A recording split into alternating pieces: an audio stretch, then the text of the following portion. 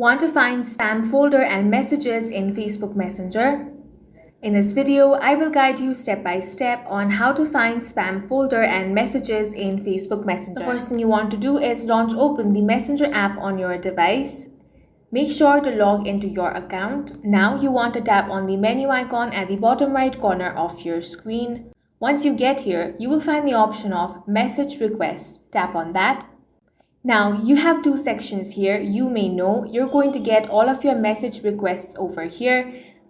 Now for messages that look suspicious, it will go directly to spam folder. To access spam folder, simply tap on the spam option over here. Now a list of all the messages that appear suspicious will appear on your spam folder over here, and this is how you can easily find spam folder and messages in the Facebook Messenger app. And that's it for this video. If you found it useful, make sure to hit the like button and subscribe for more videos like this.